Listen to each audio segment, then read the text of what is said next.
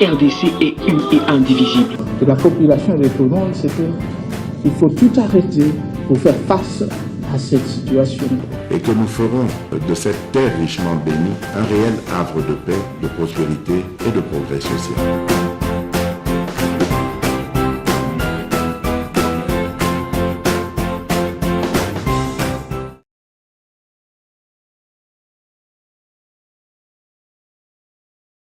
Oui, septembre 2023, mesdames et messieurs, bienvenue dans votre émission Grande Tribune, le dernier de la semaine. Eh bien, aujourd'hui, nous avons 3 journalistes chevaliers de la plume avec qui nous allons analyser les questions d'actualité. 3 sujets vont faire l'objet de cette émission. Premièrement, on se posera la question de savoir qui sont réellement les Wazalendo. Est-ce que le gouvernement va vite en besogne? L'abbé Chollet, le prêtre ou le politique? Voilà, vous posez également cette question certainement là où vous êtes. Affaire GLM, qu'est-ce qu'on en sait exactement au moment où nous parlons? Qu'est-ce que vous en savez également, vous à la maison? Merci de faire confiance à Congo Buzz. 3 invités, Monsieur Pascal Onge. Bonjour Monsieur Pascal. Bonjour Dan, merci pour l'invitation. Et voilà, une fois de plus, on se retrouve comme d'habitude, je veux le dire, pour analyser les questions d'actualité. Je veux rappeler ici que le dossier dont nous avons évoqué dernièrement ici en rapport avec l'Office congolais de contrôle, curieusement, rien n'a changé.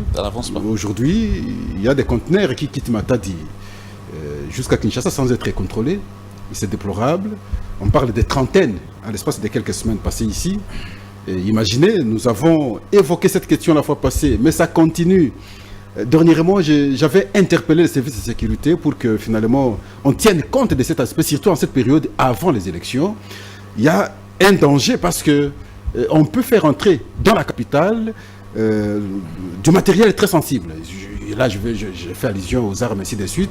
Alors, quand les agents de l'OCC ne font pas correctement le travail, moi je pense qu'il est temps qu'on revoie les choses. Et on avait bien réfléchi la fois passée, comme nous avons dit ici, lors du premier conseil. Les griefs ont été énumérés, les reproches ont été faits, les mesures ont été prises, mais malheureusement, pour des raisons, des appétits, je ne sais pas de quelle nature, et finalement, on n'a pas su respecter ces décisions du premier conseil. Et voilà, ça continue. J'ai eu des informations, une fois de plus, des syndicalistes qui m'ont appelé pas longtemps que ce matin, avant de venir à l'émission, pour me dire, Pascal, à ce stade, au moment où nous échangeons, nous sommes en train de déplorer parce qu'il y a des conteneurs qui ont quitté Matadi jusqu'à Kinshasa, qui ont pris une direction inconnue. Alors maintenant, le directeur de Matadi, au lieu que, à son niveau, il fait des investigations pour savoir comment ça s'est passé. Alors là, j'ai fait la déduction, j'imagine que probablement il peut être dedans, mais il aurait saisi la justice. Peut-être que ce n'est pas mauvais. Mais, en saisissant la justice, mais en fait, compte même si lorsqu'on vient découvrir que les conteneurs ont pris telle direction, mais le matériel qui était dedans sera déjà déchargé, sera déjà parti. Et l'usage? Je crée les conséquences, et c'est comme ça que de temps en temps j'interviens, mais maintenant j'insiste plus sur l'aspect de la sécurité en cette période préélectorale.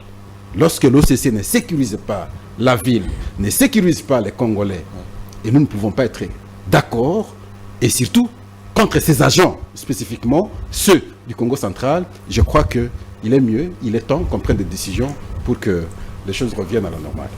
Merci beaucoup pour cette entrée à la matière. Monsieur Siméon Isako, il est journaliste également et analyste des questions politiques. Bonjour, bienvenue dans Grande Tribune. Ça fait un moment que vous n'êtes pas passé également. Bonjour Dan. Évidemment, ça fait un moment que je ne suis pas passé sur Congo Base Télévision. Je ne sais pas pourquoi. Vous m'avez oublié. Heureusement que je suis là. Souvent quand on vous invite. Ah, ok. Heureusement que je suis là. Merci. Merci de l'invitation. Je vais aussi profiter, comme mon aîné Pascal, de glisser un petit sujet. J'ai lu dans des médias, j'ai entendu, on parle de la suspension du secrétaire exécutif national de la Commission électorale nationale indépendante, monsieur Toto. On dit qu'il a été suspendu pour une faute lourde, eh bien, il faut parler de l'insubordination, suspension de 15 jours pour insubordination. La hiérarchie, selon mes sources, la hiérarchie a pris une décision, il fallait faire appliquer cette décision. Et donc, c'est lui qui était la personne habilitée pour appliquer la décision. Il a refusé d'appliquer la décision. C'est l'insubordination. Contrairement à ce qui se rencontre, on dit qu'il y a un problème entre lui et le président Denis Kadima. Il s'agirait d'un problème d'argent. Non. Selon mes sources, selon mes investigations, il ne s'agit pas d'un problème d'argent, il s'agit simplement d'un comportement un peu maladroit, il faut le dire comme ça clairement, du secrétaire exécutif national de la Commission électorale nationale indépendante, qui refuse d'appliquer une décision prise par la hiérarchie. Cette décision, du reste, qui est prise pour le bon fonctionnement de la CENI, mais aussi qui est prise pour permettre au processus électoral de très bien évoluer, parce qu'il fallait envoyer les juridiques dans différentes provinces, vous savez, avec les dépôts des candidatures à la députation provinciale. Nous allons nous attendre à beaucoup de contentieux. Il faut bien sûr que la CENI s'est déléguée un peu partout. Il fallait envoyer des gens pour représenter la CENI. Il fallait exécuter cette décision. Il s'y est opposé. Et donc, il fallait qu'il soit puni. La sanction est tombée. 15 jours de sanction. Il ne s'agit pas d'une affaire d'argent. Entre lui et Denis Kadima, je peux peut-être les préciser, selon toujours des sources, il n'y a pas de problème. Il n'y a pas de microbes, mais il s'agit bien évidemment de l'application de la loi, contrairement à ce que les gens peuvent rencontrer. Merci beaucoup pour cette également prise de parole déjà d'entrée de l'émission. C'est une question que tout le monde... Alors, Monsieur Doujezou Belidou, bonjour, merci beaucoup de prendre part à ce débat, cet échange. C'est une première également de vous avoir ici. Exact. Bonjour, oui ça va, je vais très bien. Bon, je ne dirais pas que je vais vraiment très bien parce que je profite de votre micro pour dénoncer l'intolérance qui se vit actuellement dans ce pays par des gens zélés et qui pensent qu'ils peuvent faire la loi un peu comme à l'époque de Mussolini ou de la vendetta italienne. Il y a quelques mois, j'ai dénoncé sur plusieurs plateaux de télévision que j'ai été victime d'une agression des membres d'un parti politique, SID, alors que j'étais en train de réparer ou bien de remplacer les pneus de ma voiture. Il y a un groupe de jeunes gens, ce groupe est venu, j'ai vu des gens venir vers moi me reprocher des opinions que nous émettons publiquement à la télévision, jusqu'à ce que j'ai eu un projectile de pierre et je me suis blessé. J'ai saisi justement les instances habilitées pour dénoncer cet état des faits. Et quelques jours après, ce sont des menaces de mort. Parce qu'il faut le dire, nous sommes dans un état où un ministre honoraire, député en fonction, a été lâchement abattu. Lui qui s'est promené avec des gardes du corps, chose que nous avons tous dénoncée. Et lorsque ça arrive à un simple journaliste qui n'a pas cet arsenal de gardes du corps, etc., je pense qu'il y a à craindre. Et là, je crains pour ma vie, voilà pourquoi je viens le dénoncer sur le plateau de télévision. Il y a un monsieur qui se présente comme membre d'un parti politique, je peux même citer ce parti politique, ACP, du gouverneur Jean-Téning Ngobila, qui me menace par des messages, Tokobo Mayo, Etikali Moukie, etc. Je l'ai dénoncé sur mes pages Twitter, Facebook, etc. Je l'ai dénoncé dans le média, comme je les dénonce encore aujourd'hui, les menaces de mort dont je suis victime de la part des membres du parti politique ACP, parce que j'ai même eu sa photo et les messages qu'il m'envoie que j'ai constitué comme document. Et pas plus tard qu'hier, en rentrant à la maison, c'est un véhicule catch qui pratiquement me pourchassait. Et j'étais obligé de me garer à la hauteur de l'hôtel diplomate. Une dame descend et un monsieur. Il me bloque la route. Papa quitte sa vitre. Je dis non, mais je ne le fais pas. Total. Heureusement qu'il y avait des gens à côté, ils ont vu qu'il y avait des gens. Oh, tu as Total là.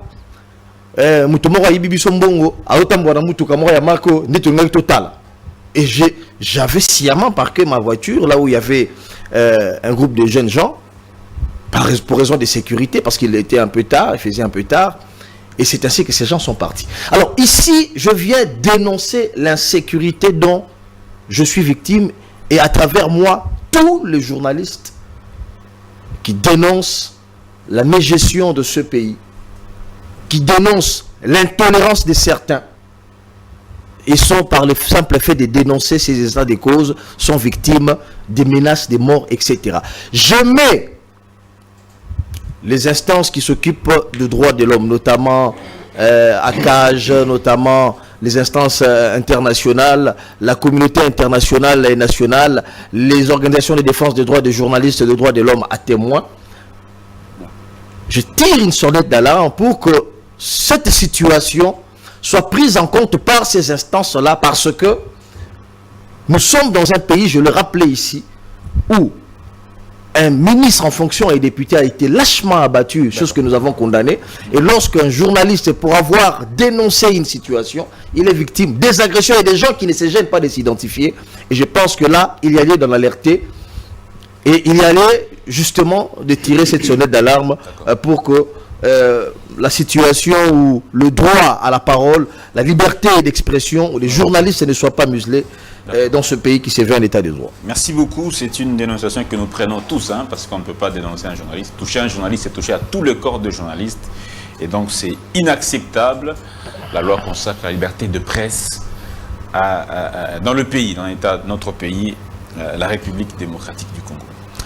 Alors, merci beaucoup, messieurs, pour cette première prise de parole. On va donc lancer le premier sujet. C'est celui, justement, des propos de l'abbé Donatien Cholet.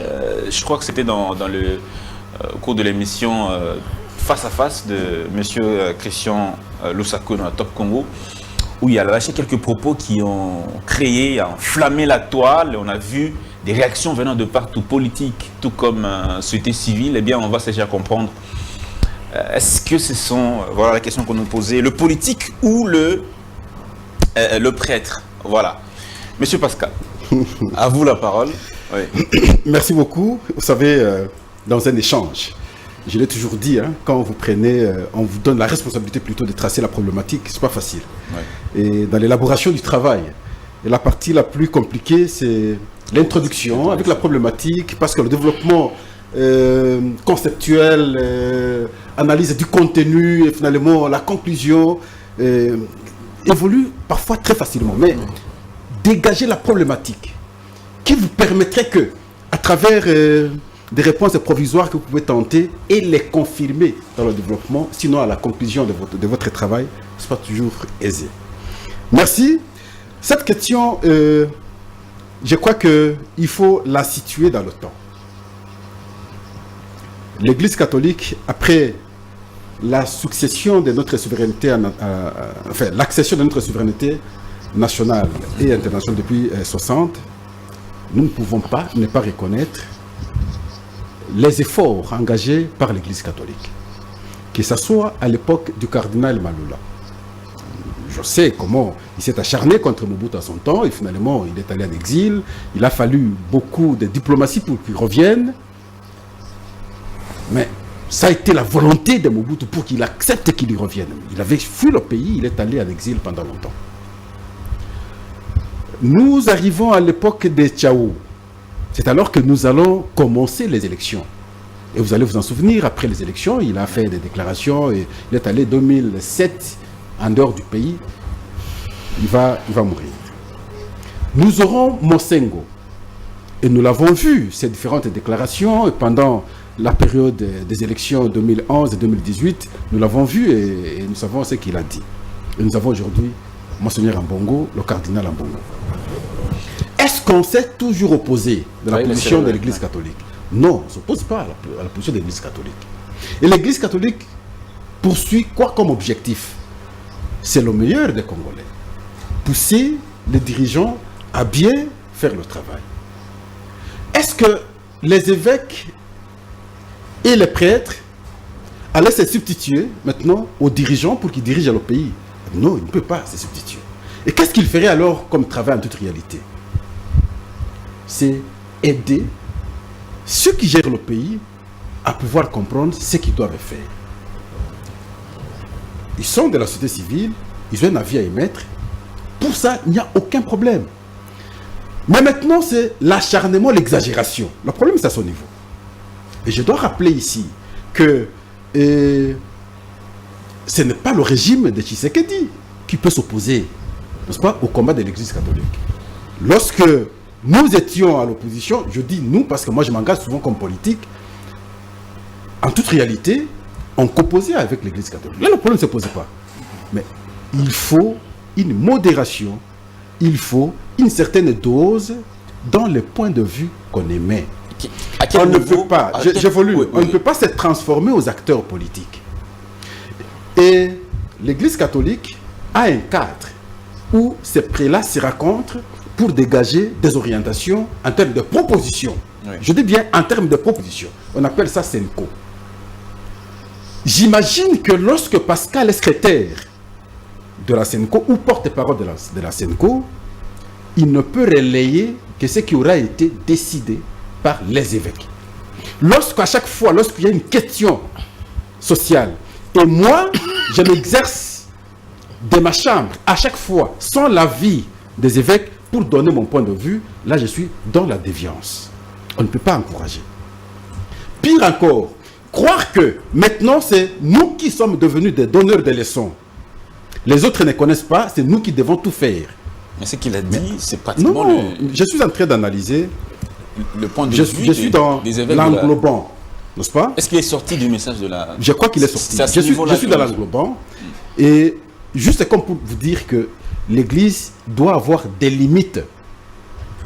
Pas d'exagération. Sinon alors... À quel niveau doivent se situer les limites de l'Église? Vous voulez parler de la CENI par exemple?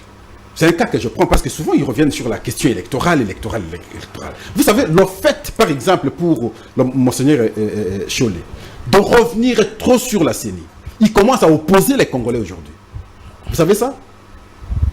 Il commence à opposer les Congolais, et ce qui n'est pas normal. Je veux le rappeler qu'à chaque fois lorsque nous organisons des élections, nous avons des tensions. On a tout intérêt de surveiller les propos en période préélectorale, même aussitôt sortis des élections. Il ne faut pas tenir des propos qui vont énerver les uns et les autres ou opposer les uns et les autres. Pour un prélat catholique, je pense que c'est déconseillé. S'il veut parler des élections, qui se limitent en termes des conseils. Mais lorsque tu l'exagères, la fois passée avec vous ici, c'était ici, on avait analysé, excusez, quels sont les mots qui ont démontré cette exagération-là, pour finir là. Nous avons analysé avec vous ici le cas Gabon. C'était avec vous. Et les gens faisaient des raccordements frauduleux. Et d'autres appelaient d'ailleurs qu'on fasse le coup d'État ici. Mais c'est pendant cette période-là que lui passe aussi à l'antenne, tenir pratiquement les mêmes propos, inciter les gens. Et là, je ne peux pas, quelles que soient les conditions, je ne peux pas encourager. Mais ici, je veux que Cholet comprenne que il n'est pas pique de la Mirandole. Wow. Il n'est pas quelqu'un qui connaît tout. Là, nous avions connu, pas très longtemps, c'était Abbé Saint-Eddy qui était là. Un homme très modéré. Mais je vois aujourd'hui Cholet pas très différent des politiques qui donnent des points de vue pratiquement politiques à temps et à contre-temps, autant voulu par lui, sans l'aval de la SENCO. Et là, ça crée des conflits, et ça crée des tensions, ça crée des frustrations. Si aujourd'hui, les politiques vont entrer en accrochage, qui comprennent que c'est lui le responsable, parce qu'à travers ses discours, il a poussé les gens aux affrontements. Merci, Monsieur Pascal. Alors, Monsieur, le politique ou le prêtre? Ben, moi je me reste un peu plus direct. Vous savez, Vatican c'est un État. Vatican c'est un État. Et les papes et les chefs de l'État. Et donc, on comprend tout ce que les collaborateurs du pape, qui sont les cardinaux, les évêques, les consorts, sont aussi par ricochet des politiciens. Parce que tu ne peux pas être chef de l'État et ne pas être politicien. Ça m'amène à dire que en Bongo, Cholet et les autres sont des politiciens. Ils sont à la fois pasteurs, à la fois politiciens. C'est pourquoi moi, dans mes habitudes, je me sens toujours à l'aise quand j'appelle en Bongo les politiciens en Bongo, que de l'appeler le pasteur en Bongo. Parce que quand je l'appelle politicien en Bongo, je me sens un peu plus à l'aise parce que c'est le rôle même qu'il joue dans notre société. Il ne joue pas le rôle d'un pasteur. Ensemble avec Cholet, il joue le rôle des politiciens. Ils sont des politiques. Et donc, nous devons dire clairement qu'ils sont des politiques. Lorsque Cholet appelle à un putsch. Est-ce que c'était un putsch? Vraiment, il a appelé un putsch? Ben, si, quand il dit que il faut quelqu'un de courageux pour peut-être bouleverser les choses, ouais, il appelle à un putsch. Il dit, j'exprime ma crainte concernant une probable révolution qui n'attendra qu'un leader courageux si la CENI ne comprend pas la pertinence des propositions. Ça veut dire quoi? Ça veut dire quoi? Il exprime sa crainte. C'est une crainte. Non, non. Voilà. Ça veut dire que... C'est un appel. Ça veut dire qu'au fond, il y a quelque chose qui se trame. Peut-être Cholet est au courant. C'est ce que ça veut dire. Et donc, il appelle au putsch, comme je le disais. Parce que l'intérêt du politicien Cholet aujourd'hui, l'intérêt du politicien en Bongo aujourd'hui, ce n'est pas de voir la RDC être dans un climat de paix qui puisse favoriser la tenue des élections. C'est pas ce que M. Pascal a dit. C'est pas ce qu'il a dit. Je ne suis pas obligé. Vous vous opposez je déjà à ce niveau-là. Je suis pas obligé de dire ce que Pascal a dit. Je suis pas obligé d'analyser comme Pascal. Moi, je relève cette contradiction. Voilà. Moi, j'ai dit que l'intérêt du politicien en Bongo, l'intérêt du politicien Cholet aujourd'hui, c'est de créer un climat de crise, de méfiance entre les Congolais pour qu'il ne puisse pas y avoir les élections en 2023. Pourquoi? Parce que jusqu'à ce stade, en Bongo, Cholet, qui sont des mèches avec certains leaders de l'opposition, pour ne pas parler du 14, avec en tête Moïse Katumbi, sont à la recherche d'un candidat commun de l'opposition. Il y a un moment, M. Pascal disait que l'UDPS a composé un moment avec l'Église catholique. Je vais y arriver. Laissez-moi parler. Je disais donc qu'ils sont à la recherche d'un candidat commun de l'opposition. Celui-là qui puisse faire face à Tshisekedi. Celui-là qui puisse avoir le biceps pour battre Tshisekedi. Parce qu'ils ne veulent pas aller en cheval solitaire. Il faudra désigner un candidat qui va affronter celui qui est en face. Ça, c'est l'Église catholique. Ça, c'est l'Église catholique qui l'a compris comme ça. Parce que s'il laisse Katumbi aller, il laisse Matata Pono, il laisse Delis Sanga, il laisse le docteur Denis Mukwege, il laisse Martin Fayoulou, il laisse chacun aller de sa manière, ils sont persuadés, l'Église donc, ensemble avec leurs collaborateurs, leurs partenaires politiques, ils sont persuadés qu'ils vont perdre. Et pour ne pas perdre, il faut chercher un candidat qui puisse faire un tout petit peu mal à Tshisekedi. Tant qu'ils n'ont pas encore eu ces candidats-là, ils ne vont pas créer un climat de paix pour que nous puissions avoir les élections en 2023. Et donc, à la fin de cette année. C'est pourquoi vous voyez... C'est quoi l'intérêt des catholiques? C'est pourquoi vous voyez... de l'opposition. C'est pourquoi vous voyez l'Église catholique, je vais dire, agiter la situation politique. L'Église gagnerait quoi à soutenir un politique ou à avoir un candidat politique aux élections? Je vous ai dit que les prêtres eux-mêmes sont des politiciens. Parce que le numéro 1 des prêtres, le même est politique, il est chef de l'État. Tu me poses la question de savoir, c'est qu'un politique gagnerait en soutenant une autre politique. Mais là, je ne comprends pas. Tu es politique, je suis politique, je te soutiens, ça veut dire que j'ai des intérêts en toi. Je me reconnais en toi. Tu t'es battu avec l'opposition à l'époque de Kabila. Oui, mais on a vu des marches, des colonnes. Là, l'Église catholique s'est battue parce qu'elle avait raison de se battre. L'Église catholique s'est battue parce que Joseph Kabila avait déjà largement dépassé ses mandats constitutionnels et qu'il était en train de glisser. Mais aujourd'hui, quelle est la véritable raison Parce que vous vous souvenez, au début du mandat du président Tshisekedi, lorsqu'on avait encore tous des doutes sur la tenue des élections à la fin de l'année, à la fin donc du mandat, l'Église catholique, toujours par les billets du politicien Cholet et Ambongo, ne cessait de nous rappeler qu'ils ne vont pas accepter qu'il y ait un glissement, ne serait-ce que d'un seul jour. Il rappelait tous les jours. Ils n'étaient pas les seuls. Qu'ils ne voulaient pas qu'il y ait un glissement, ne serait-ce que d'un seul jour. Ils n'étaient pas les seuls. Aujourd'hui, l'ironie du sort, les politiciens Cholet changent de langage pour dire qu'un petit retard pour améliorer les choses, pour améliorer la situation, améliorer le processus, ne va pas abîmer l'évolution des choses. Ça veut dire que l'Église qui refusait le glissement, ne serait-ce que d'un jour, se rebiffe pour demander un retard. Qu'est-ce qui a changé entre-temps? Rien n'a changé. Parce que la CENI qui s'est en train d'accuser, elle a prouvé aujourd'hui qu'elle est professionnelle dans sa manière de faire.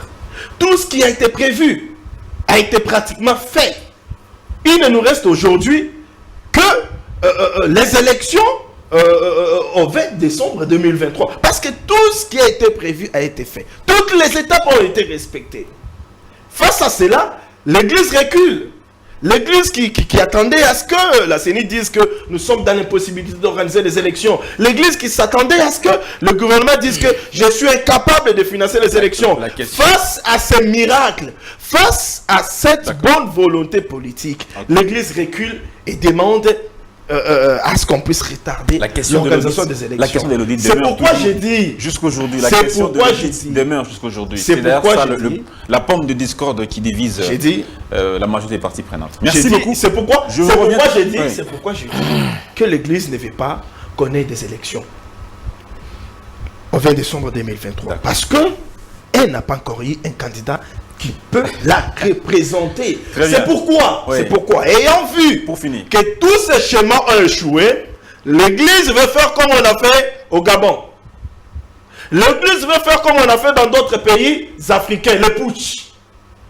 Et là, Cholet prépare le mental de certains Congolais qui peuvent facilement adhérer à leur vision.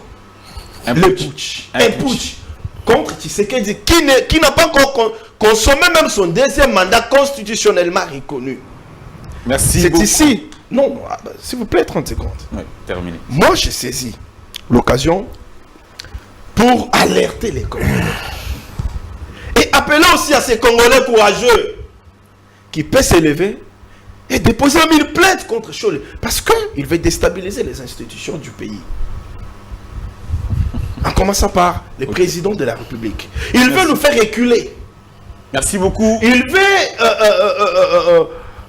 fragiliser notre démocratie. On a compris Et si un Congolais courageux peut aussi s'élever contre ces prêtres politiciens, je crois que nous allons quand même stopper cet excès de zèle qui habite les chefs du politicien Ambongo et les politiciens Cholet. Je n'ai pas voulu vous arrêter parce que je voulais vous relancer plusieurs fois, mais je me suis dit, on ira vraiment, on va prendre beaucoup de temps. Je crois qu'on va revenir au deuxième tour de parole. Merci. On va essayer d'aller en détail. Alors, monsieur Beledou, votre avis à ce propos, Cholet, le prêtre ou le politique? Merci beaucoup pour la question. Je pense qu'il faut commencer par préciser les choses. Il n'y a pas de conflit entre le chef de l'État et l'Église catholique, ou le gouvernement congolais et l'Église catholique. Non. Ce conflit-là n'existe que dans la tête des Cholet. Parce que le pape... Le gouvernement n'est pas... S'il vous plaît, laissez-moi avancer. On parle de la CENI. J'avance. La CENI est indépendante. Je pose les bases. C'est pas le gouvernement. L'Église catholique n'a pas de problème avec le chef de l'État comme veut le présenter à Cholet. Dans ses sorties médiatiques, il appelle au putsch. Est-ce que vous essayez de maquiller, je ne sais pas, ces déclarations? C'est clair comme l'eau des roches. S'il vous plaît, on n'a pas... C'est clair comme l'eau des roches. Laissez-moi. Mes propos n'engagent que moi. Personne exprime une crainte. Mes propos n'engagent que moi.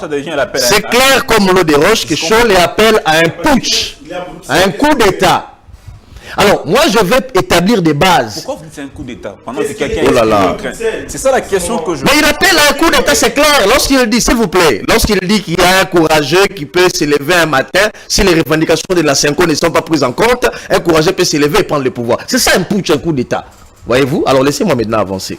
Alors, ici, j'aimerais préciser à l'intention de ceux qui nous suivent que le pape François est venu ici en République démocratique du Congo sur invitation du président de la République, Tshisekedi.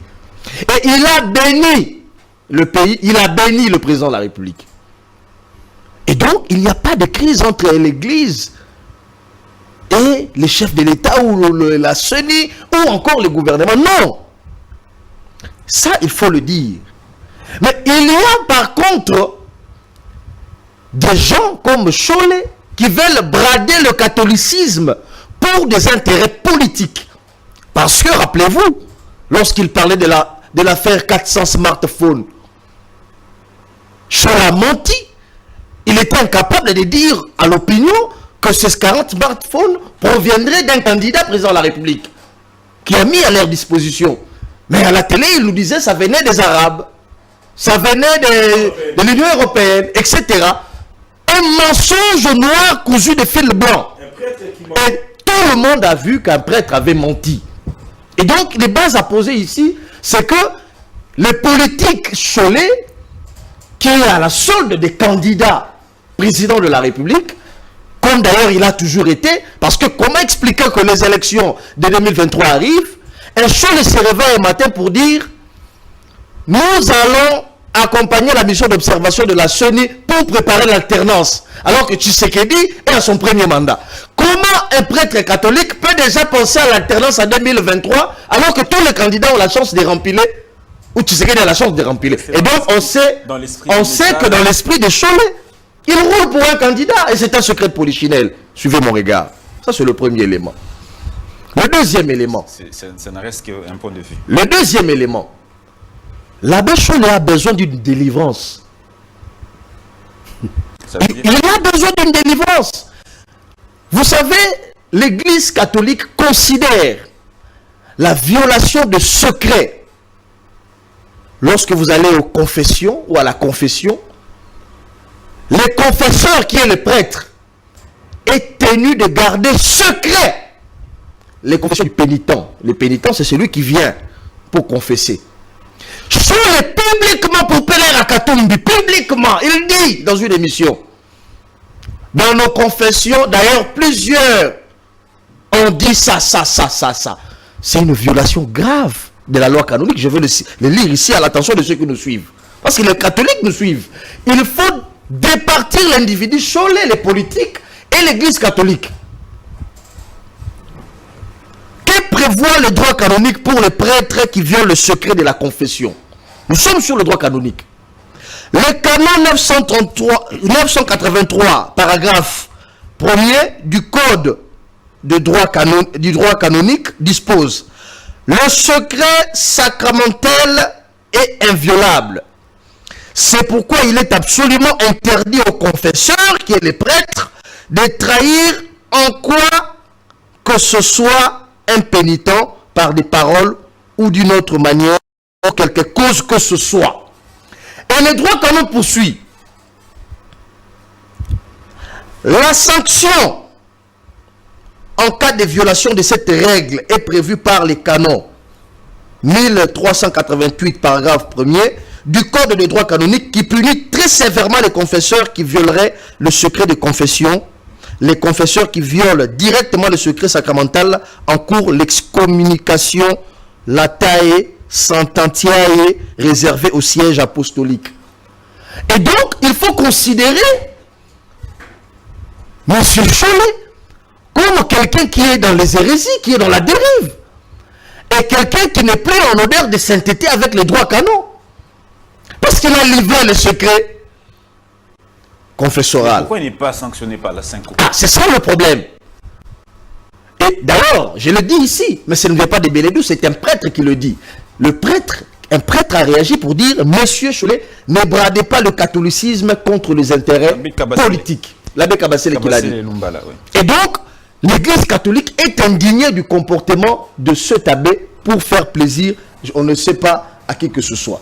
Je vais chuter par l'autre dérive qui finalement nous a dévoilé la vraie nature de ce prélat. Laquelle? Comment peut-on comprendre que l'abbé Cholet parle publiquement et il est dit, s'agissant de la Commission électorale nationale indépendante, que la CENI est prise en otage par une tribu? Non, s'il vous plaît. Je ne refuse pas vos propos, mais j'aimerais que vous restiez dans le message exact de ce qu'il a dit. Il a parlé de tribu, oui ou non? Quand je vais vous lire ce qu'il a dit. Lisez-moi ce qu'il a dit. Comprendre peut-être. Il a dit, vous voyez ces photos, des photos ça et là, où on parle d'une tribu qui a pris en otage le processus électoral. On n'a pas besoin de voir la pluie. Personnel. On n'a pas besoin de regarder le ciel pour savoir d'où provient la pluie, cher ami. C'est impersonnel. On n'a pas besoin de regarder le ciel pour savoir d'où provient la pluie. Je ne le défends pas. Moi, je donne un point de vue. Si on reste dans le message, il est clair comme l'eau des roches que chaque fois l'abbé Cholet fait des sorties sur la question de la CENI, il ne remet pas en cause les compétences de M. Kadima qui organise les élections. Non. Il n'a aucune raison de remettre en cause les compétences en matière électorale de M. Kadima, président de la CENI. Mais que reproche l'abbé Cholet? On reproche au président Kadima ou à la CENI le fait d'appartenir à une tribu. Et on le dit, et ça sort de la bouche d'un prélat. Tout en tribu. On n'a jamais connu, je vais chuter par là, on n'a jamais connu telle situation en République démocratique du Congo. Tenez, la RDC a organisé 3 cycles électoraux. Pour finir. Conduits par des présidents de la Commission électorale nationale indépendante ou la CEI, issus de l'espace swahiliphone. Et certains même étaient katangais. Cela n'a pas heurté la morale de l'abbé Cholet. Nulle part Cholet passait dans les médias pour dire l'abbé Malou Malou est de l'espace de telle tribu, Kabila aussi est de telle tribu, il ne peut pas organiser les élections. Pourquoi Cholet va le brandir sur Tshisekedi? Alors, lorsque nous analysons, on ne comprend pas l'attitude d'un monsieur en soutane qui confond le travail pour lequel il a été consacré, la vocation. Et d'ailleurs, le pape, de passage à Kinshasa, l'a rappelé. Le pape a sévèrement tensé l'abbé Cholet. C'est le message du pape concernant l'abbé Cholet. Merci beaucoup. Le pape, je chute, il a apostrophé l'abbé Cholet pour dire, monsieur le prélat, votre mission première, c'est de ramener les brebis auprès du Christ. Et non de chercher l'argent. Et non de chercher les positionnements politiques. Merci beaucoup. Vous avez et donc, à ce jour, il est clair que Cholet roule pour les intérêts politiques. Merci. Et veut brader les intérêts. Alors, à qui profiterait un coup d'État demain? Je pardon, en une minute. À qui profiterait un coup d'État demain si les Congolais arrivaient à mourir? Cholet serait-il content? Ou la Cinco? Ça sera un objectif atteint? Et Cholet ne doit pas confondre la République démocratique du Congo, un pays de plus de 100 millions d'âmes, au Gabon, qui ne représente même pas Kinshasa. On parle de 1 million d'âmes.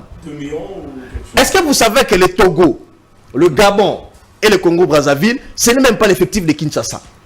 Merci. Alors, il ne faut pas que dans ça, dans ces dérives, confondre la République démocratique du Congo et le Gabon. Merci. Le Congo-Brazzaville ou le Togo. 30 secondes juste. 30 secondes. Je vais paraphraser les deux pour dire que, au-delà du fait que Cholet a violé la loi canonique, moi je voudrais dire ici que Cholet est un danger, non seulement pour les catholiques, mais aussi pour la RDC. Vous vous imaginez un prêtre qui s'est mis à colporter c'est que les fidèles catholiques viennent lui dire, quelqu'un vient confesser, et tu t'es mis à colporter ce qu'il t'a dit. Tel m'a dit qu'il a avorté 10 000 fois. Tel m'a dit qu'il a détourné 100 000 fois. Tel m'a dit qu'il a insulté le président de la République. Tel m'a dit qu'il a fait ça contre tel.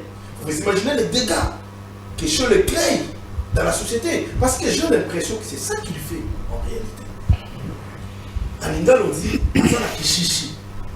C'est un colporteur, Cholet. C'est ça qu'il fait en réalité dans la société. Et donc c'est un danger pour la société congolaise. Pareille personne, nous devons ensemble nous unir et demander au pape qu'il soit excommunié. Il doit être excommunié. Il ne faudra plus qu'il soit prêtre, il ne faudra plus, je veux dire, qu'il soit abbé. Il ne faut pas bémanailler. Il doit être chassé. Parce qu'il ne le mérite pas. Il fait la honte de l'Église catholique. Il a quitté la mission première de l'Église, qui est celle de chercher les âmes de Christ. Et donc, c'est danger qui est chaud. Il devient un danger pour la société, comme je l'ai dit. Il doit être excommunié. Pour qu'il soit excommunié, il faut l'implication de tout le Congolais. J'ai même demandé aux autorités, en commençant par le chef de l'État, impliquez-vous pour que ces derniers puissent être excommuniés parce que c'est un danger pour la société congolaise. C'est un danger pour la société congolaise. On doit l'excommunier. Alors, Monsieur Pascal, leur combat pour la crédibilité de ce processus électoral, est-ce que c'est un combat fondé? Je vous ai parlé ici que je ne peux pas dire, moi, que l'Église catholique n'a rien fait, n'est-ce pas, pour la démocratisation de notre pays. L'engagement de l'Église catholique est là. Et même lorsque Maloula, au début, devenu prêtre, ainsi de suite, il s'est engagé dans la conscientisation des Congolais. À l'époque, avant l'indépendance, il apprenait aux gens la philosophie, ainsi de suite, pour que les gens s'émancipent. C'est qui est normal. Et ça nous a amené aujourd'hui jusqu'aux élections, parce que c'est vrai, mais il faut savoir se situer. Quand vous regardez à travers l'Afrique, l'Église catholique est installée par-ci, par-là. Dans chaque pays, vous allez trouver une organisation des évêques. Mais la manière dont les choses se font en RDC, nulle part vous trouverez les évêques faire comme ceux de la RDC le font. Depuis 63 ans de naissance. Observez à travers les différents pays africains, vous ne verrez pas les évêques faire des déclarations, se substituer en politique, comme ça se fait chez nous. Non.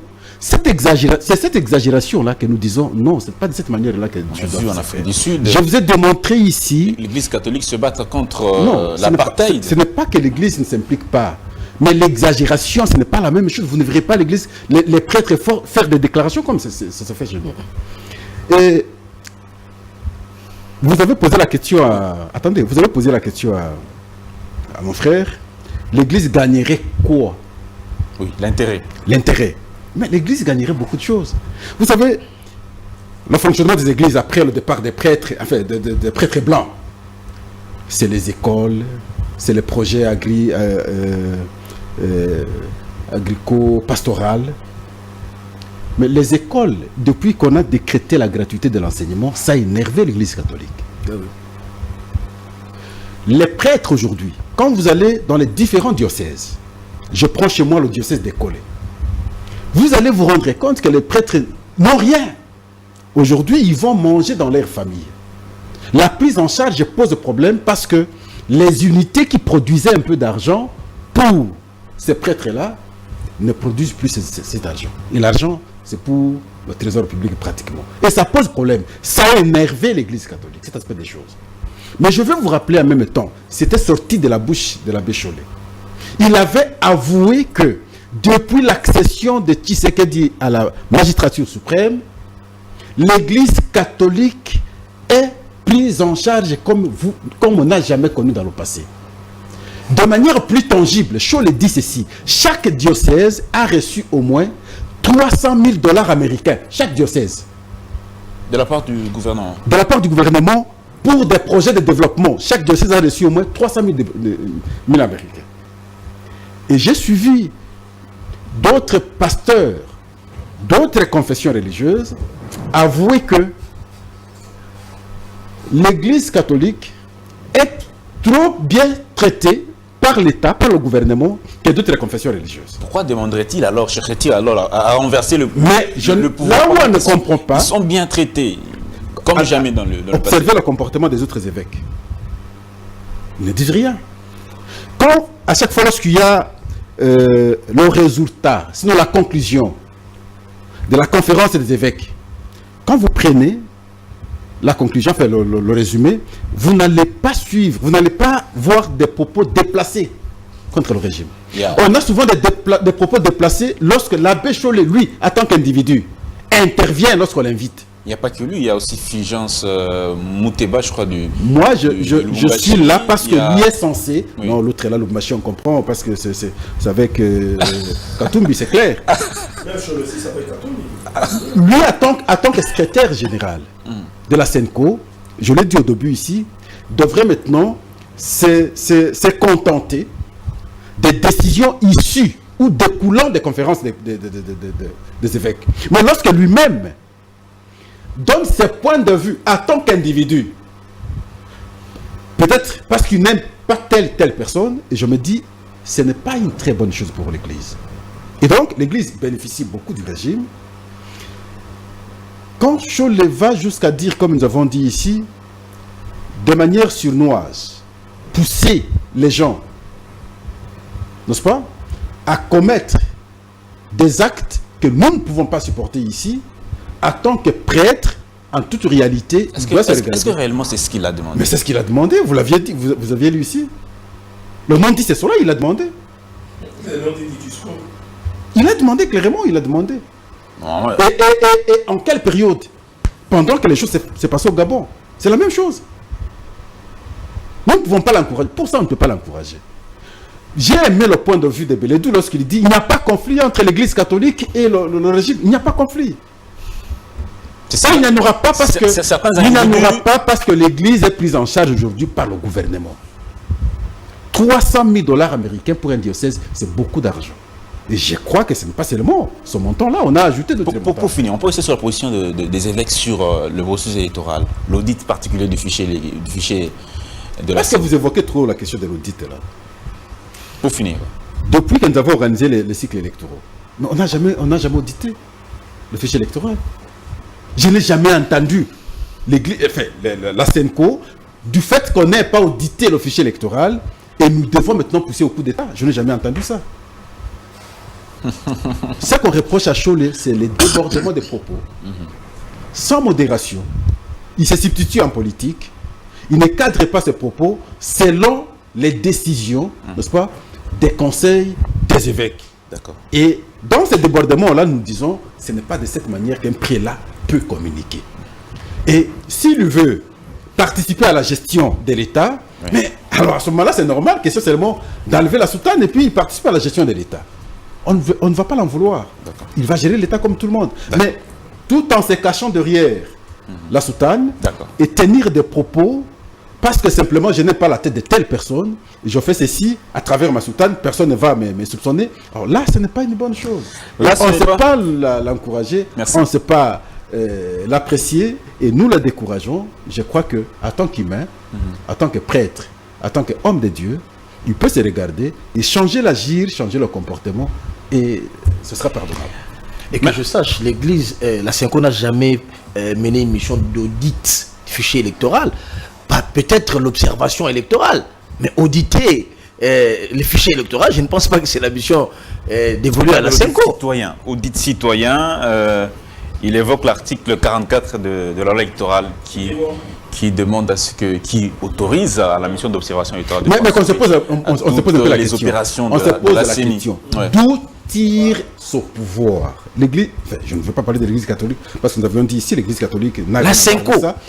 La SENCO, sinon spécifiquement Chollet, il tire son pouvoir d'où?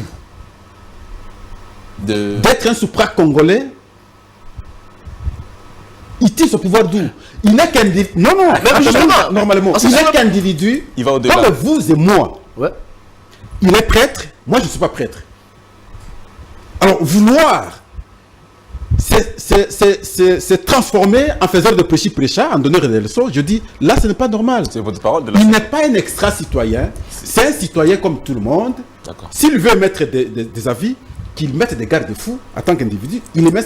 Mais lorsqu'il va jusqu'à pousser les gens, n'est-ce pas? Merci à commettre des actes que je ne sais pas le dire normalement. Alors je dis, c'est pas bon, c'est pas l'encourager, franchement. Alors, il y a une question que j'ai aimée. D'où tire-t-il ce pouvoir-là? Oui, c'est une question qui a tout son fondement dans la mesure où La loi électorale, il n'y a aucune loi qui oblige à la CENI d'être auditée par la CENCO. Non. Ou par une institution. Non. C'est la CENI, c'est un peu comme Bukangalonzo. C'est le gouvernement congolais qui fait appel à Ernest Young, à une maison d'audit. Et c'est à la CENI de faire appel à ceux qui peuvent venir auditer son fichier. Et pourquoi on le fait si c'est pas obligé? Pour la transparence, justement. Et c'est ce qui a été fait. Mais c'est ce qu'il demande aussi. Mais c'est ce qui a été fait. Les Sud-Africains ont audité, les spécialistes ont audité. Et on a dénombré, je crois, 3 millions, 2 millions. Simon, si vous pouvez m'aider, 2 millions de doublons, etc., qui ont été mis de côté. Dans l'audit du fichier électoral. Que veut finalement Cholé, Donatien? Et donc, cette question-là, lorsque vous posez la question, que veut finalement Cholé? Ce que veut Cholé, c'est trouver un espace de dialogue où les candidats, où bas son cœur, viendront se représenter. Pour qui il roule? C'est clair. Quel candidat? Moïse Katumbi. Mais remonter à l'affaire smartphone. Remonter à l'affaire smartphone. Ce n'est pas Fayoulou, c'est des Katumbi. Remonter à l'affaire smartphone. On sait qu'il y a l'eau dans le gaz désormais entre Katumbi et Fayoulou, simplement parce que la CENCO a pris position pour Katumbi. Et donc, il ne faut pas venir distraire l'opinion. Je dis ici qu'il y a une crise de vocation dans le chef de M. Cholé. Il faut prier pour l'abbé Cholé. Les fidèles catholiques doivent prier pour l'abbé Cholé parce que lorsque déjà on arrive à violer les confidences d'une confession, à les rendre publiques, je pense qu'on viole la loi canonique et on doit régulièrement penser à prier pour cet abbé parce que c'est très grave et c'est très grave pour l'avenir. C'est un peu comme on assiste à ce que nous voyons aujourd'hui, un pasteur, Denis Lessi, en train de délirer dans les médias, et l'église corps du Christ doit prier pour ce monsieur. Et nous demandons également à l'église catholique de prier pour l'abbé Cholé parce qu'il est en train de brader les prescrits de la loi canonique, du droit canonique, et ça c'est très grave. On ne va pas perdre un prélat comme ça, il doit revenir au bon sens, et je pense que les prières des catholiques, tous ensemble, peuvent aider ces messieurs à justement... La question de la CENI, Dan, en principe, on ne devrait pas avoir des camps. Et ça que Cholé fait là, c'est pas une bonne chose. Parce que nous avons... C'est la mission d'observation SCC. Non. Moi, je vois Cholé parce que... Un mémorandum demandant un audit citoyen. C'est lui qui est intervenu. Moi, je l'ai vu. Je n'ai pas vu un compte rendu être fait. J'ai vu Cholé parler comme individu. Ouais, si c'était un compte rendu, à ce moment-là, on peut dire un travail a précédé. Et voilà, il s'est agi d'un compte rendu. À ce moment-là, on ne peut pas en vouloir à celui qui fait le compte rendu, mais plutôt à ceux qui ont réfléchi lors du travail. Mais ici, c'est un point de vue, lui, en tant qu'individu, sur un plateau de télévision, il donne son avis. Et là, on le voit. Lorsqu'on parle de CENI, il ne faudrait pas qu'on ait des camps. Nous, tous Congolais, nous avons accepté qu'on ait une structure qui soit indépendante pour nous organiser les élections. Excusez, dans les principes, pour nous organiser les élections. Dans les principes. Si les principes est là, s'il faut avoir ces principes-là, mais il ne faut pas aller chercher la peau ailleurs. À ce moment-là, c'est à la CENI. Si vous vous adressez à la CENI, adressez-vous à la CENI. Vous ne pouvez pas en même temps vous adresser à la CENI et vous faites des raccordements frauduleux pour parler de ceux qui sont au pouvoir et pousser les gens à commettre des infractions. Non, ce n'est pas normal. Il s'agit de la CENI. Lorsqu'on parle de la CENI, il ne faudrait pas qu'on ait l'opposition, qu'on ait le pouvoir, qu'on ait des adversités. On doit regarder cette structure indépendante, nous organiser des élections, nous produire un bon travail qui va permettre à la population d'élire les meilleurs d'entre nous. C'est cela l'attente. Alors maintenant, dégager une lecture d'une appréciation erronée sur la CENI. Si la CENI ne fait pas ça, c'est que c'est Beledou qui est derrière. Non, là c'est pas normal. Mais après les élections, si les élections ne sont pas bien organisées, supposons qu'elles ne soient pas bien organisées, la faute à qui? C'est à la CENI. Ça n'a rien à voir avec les autres acteurs politiques. D'accord. C'est là que je le vois peu sérieux, n'est-ce pas? Il n'est pas objectif. D'accord. Parce que l'objectivité voudrait que on regarde la CENI comme une structure indépendante qui n'a pas, en tout cas, de parapluie ailleurs. Merci beaucoup. On va prendre le deuxième sujet, hein, l'affaire. Moi, je voudrais peut-être répondre à Beledou et Pascal pour dire que ils ont posé une bonne question. D'où tire Cholé, d'où est-ce qu'il tire son pouvoir le pouvoir de parler au nom du peuple, alors qu'il est un individu comme nous, bien sûr, qu'il est des prénats catholiques, il est porte-parole de la Synco. La Synco, la Synco catholique, ça n'engage pas toute la RDC. Je vais vous dire que je retire le pouvoir de la Constitution. J'étais en train de rechercher encore l'article que je n'ai pas pu retrouver, l'article qui parle encore de l'opposition, qu'on définit aussi chez nous comme une minorité. Cholet dit qu'ils sont du côté de la minorité. Et dans la compréhension, l'opposition chez nous, l'opposition, dans notre compréhension, l'opposition c'est la minorité. Et c'est lui qui s'est défini comme il est du côté de la minorité, ça veut dire qu'il est du côté de l'opposition. Directement, nous disons qu'il est opposant. Au regard des droits que les opposants disposent dans notre pays, ça veut dire que Cholet peut se mettre à dénoncer ce qui ne va pas, il peut se mettre à crier, il peut se mettre à critiquer sévèrement les institutions du pays parce qu'il est opposant. Il tire son pouvoir de la Constitution en tant qu'opposant. Lui-même le dit clairement. Il est du côté de la minorité qui est l'opposition. L'opposition mais c'est ça. Parlementaire. Il faut se référer. L'opposition, c'est la minorité parlementaire. Il faut se référer justement à ce qui s'est fait à l'Assemblée. Justement, c'est pour ça. C'est à l'issue des élections qu'on détermine qui est opposant. C'est pour ça qu'on les appelle parlementaires. C'est pour ça qu'on les appelle opposants. C'est cette minorité-là. Parce que lui est du côté minorité. Ça veut dire qu'il est opposant. Tu ne peux pas dire que je suis du côté Bélédou, alors qu'en réalité, tu n'es pas avec Bélédou. Pour être du côté de Bélédou, il faut être avec Bélédou. Ça veut dire que pour être du côté de la minorité, tu dois être toi-même minoritaire. Donc il est opposant, c'est pourquoi il est du côté de l'opposition. Il tire son pouvoir de la Constitution. Et parce qu'il le tire de la Constitution, parce qu'il est opposant, il faut désormais le traiter comme tel. Il ne faudra pas le traiter comme un pasteur. Il est en train simplement d'aveugler les Congolais qui ne comprennent rien. Merci beaucoup. On va prendre la deuxième thématique. Je pense qu'on a assez vidé cette question. Alors, affaire GLM, quand sait-on exactement? Qu'est-ce que nous en savons de cette affaire qui a fait bruit le week-end passé? Quand le samedi, on a vu sur les réseaux sociaux Madame Janet Kabila, derrière un groupe de personnes dans lequel se trouvait également M. Chadari, qui ont fait une déclaration parlant d'une intimidation de trop, violation de la procédure, domicile privé. Alors, quand sait-on exactement de cette affaire? Monsieur Pascal, non, Monsieur Bélédou, je crois que vous avez parlé tantôt. Monsieur Bélédou, quand savez-vous de cette affaire? Merci beaucoup pour la question. Avant d'aborder la question, j'aimerais soulever quelque chose qui m'indigne. Et je pense que ce travail doit être fait au niveau scolaire et au niveau des médias. C'est très important. Oui. J'ai l'impression que nous assistons à une sorte d'imbécilisation collective. Ok. Les gens se refusent de réfléchir. Les gens ne sont pas sur l'essentiel. Vous savez, aujourd'hui, avec les télévisions câblées, on a la possibilité de voir ce que font les autres. On regarde les télévisions camerounaises, ivoiriennes, etc. On regarde la qualité des échanges, des débats. On ne peut pas, sur un plateau sérieux, venir, excusez-moi, je ne fais pas une caricature par rapport à votre plateau, mais mettre en surface un débat sur une servitude publique qui devait être ouverte depuis longtemps et prise en otage par un individu, et ça devient une affaire nationale, politique, et on en parle, et on en fait des analyses et des analyses. Vous savez pourquoi on en fait? Vous savez mais justement, non, j'en viens. C'est très important de le dire. Parce que ça touche un ancien... Non, s'il vous plaît. Un ancien président est un... Mais l'ancien président...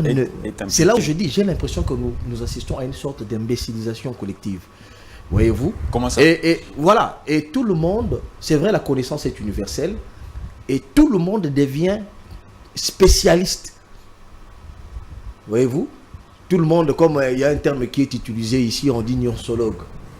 On a vu tout le monde, tous ceux qui passent dans les médias, dans les réseaux sociaux, devenir urbanistes. Ils sont allés, ils disent non, ça ne se passe pas comme ça, etc. Qu'est-ce qu'il en est? Les correspondances officielles existent. Les topographes ont parlé. Vous savez ce que c'est qu'un topographe. Ce sont des gens qui tracent la ville, les avenues, etc. Qu'est-ce qu'ils ont dit? Mais une servitude n'est pas une propriété privée d'un individu. Non, ça permet justement un passage. Nous sommes dans cette ville depuis que nous sommes nés. Et nous savons que cette route-là a toujours existé. Cette route-là a toujours existé. Nous savons que GLM veut simplement dire groupe Lito Moboti. Les natifs des Gombe sont là. On a vu d'ailleurs Lili Lumande faire des déclarations, etc. Des gens qui ont vécu dans le coin, qui ont emprunté régulièrement cette route, ces tronçons. Et donc, ça a toujours été une route où les Congolais passaient. Kinshasa, où cette route, l'avenue des ambassades des États-Unis, n'a pas commencé avec Joseph Kabila. N'a pas commencé avec l'AFDL. Non. Mobutu était dans ce pays. Mobutu est parti. Kassavubu, Lumumba, etc. La route a toujours existé. Mais lorsque Kabila est arrivé, je ne reviens pas sur l'épilogue GLM où on a vu un groupe de la famille Lito Moboti dire qu'on n'a jamais acheté cette parcelle, etc. Je n'entre pas dans ce débat-là, mais je m'en tiens sur la servitude. Une route qui devait permettre la fluidité de la circulation, fermée pendant 20 ans pour des motifs que nous ignorons. Mais c'est pareil pour la route ici, vers Mausolée. Cette route a été fermée pendant 17 ans ou 18 années. Pour quel motif? Vous le savez-vous? Aloïa, qui empruntait cette route-là? Barricadée. On ne savait pas démarrer sa voiture vers le 24 novembre pour arriver jusqu'à l'hôtel du Fleuve ou au Grand Hôtel par cette route-là sur Kanchach et sur l'avenue Tchatchi. Simplement parce qu'un individu s'est levé un matin et dit non, il faut fermer cette route. Alors, et c'est pareil pour la servitude. Alors, que fallait-il faire? Quelle est la procédure? Mais la procédure a été claire. Il y a eu le ministre de l'Urbanisme a été saisi. Par qui? A été saisi justement par les correspondances. C'est clair. Il y a un responsable de l'armée qui a écrit. Est-ce que l'armée... Mais justement... non, la question est là. Attendez. Est-ce qu'un responsable de l'armée peut créer un ministre? Ce domaine-là, mais justement, pourquoi pas? Ce domaine-là a été occupé par qui? C'est occupé par les militaires. Attendez. Est-ce que, s'il vous plaît, ce domaine... Attendez, je suis en train de vous répondre, de vous rencontrer. Je ne sais pas, peut-être que vous étiez encore trop jeune, je ne connais pas votre âge, mais dans ce pays, on a connu la messe des officiers. Si vous avez un grand-parent militaire, un papa, un oncle, posez la question. Tous les officiers, on voyait tous les officiers venir là. La messe des officiers, c'était là. Justement, la route barricadée et l'endroit où les officiers allaient là. Et c'est tout à fait normal parce que vous posez la question, mais comment un militaire? Mais lorsque vous parlez de la messe des officiers, mais c'est là justement, c'est leur domaine. C'est tout à fait normal. C'est eux qui doivent descendre souterrain. Mais je vous parle de la messe des officiers, à moins que vous ne sachiez pas ce que ça veut dire. Justement, je comprends. Mais alors, mais que voulez-vous? Vous voulez, attendez, mais on parle de votre résidence.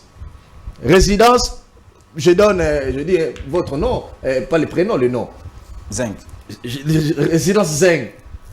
Et vous n'êtes pas là. Vous partez en voyage. Un individu vient pendant 18 ans. Il prend votre résidence. Et il y met je ne sais pas quoi. Et vos enfants écrivent. Même s'ils ont des avocats conseils. Mais ils vous engagent. C'est les Zeng qui écrivent. C'est ainsi que vous avez vu cette correspondance adressée au ministre de l'Urbanisme sur l'instruction du commandant suprême. Parce que justement, c'est là un sous. Parce que les officiers ne pouvaient pas rester comme ça. On ouvre la voie. S'il vous plaît, on ouvre la voie.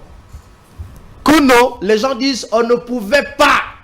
Il fallait qu'il y ait un communiqué public à la RTNC. Mais la communication institutionnelle existe. Les gens sont saisis par des correspondances. Que le commandant de la garde républicaine a écrit au ministre. La procédure ne serait-elle pas celle de voir le directeur de cabinet écrire au ministre? Parce que c'est le DIRCAB, s'il vous plaît. Est-ce que c'est le DIRCAB qui engage la présidence auprès de tiers? Est-ce que vous savez, s'il vous plaît, que j'aimerais poser au niveau de la procédure, est-ce que vous savez que les correspondances officielles demeurent officielles? Les bruits, tu vois, je parlais, avant j'ai posé les bases, je vous ai parlé de l'imbécilisation collective jusqu'à ce qu'on a vu un monsieur arriver sur les lieux, insulter les chefs de l'État et aujourd'hui il est chassé des CNSS. Parce qu'on ne fouine pas. Qui établit la procédure? Ce n'est pas un communiqué. N'attendez pas à ce que les correspondances officielles du directeur du cabinet du président de la République, du ministre de l'Urbanisme et de, je ne sais pas, toutes les correspondances par les canaux officiels passent nécessairement par le média. Non. Et jusqu'au moment où nous faisons cette émission, c'est là où je vais terminer. Oui. Joseph Kabila ne s'est jamais plaint.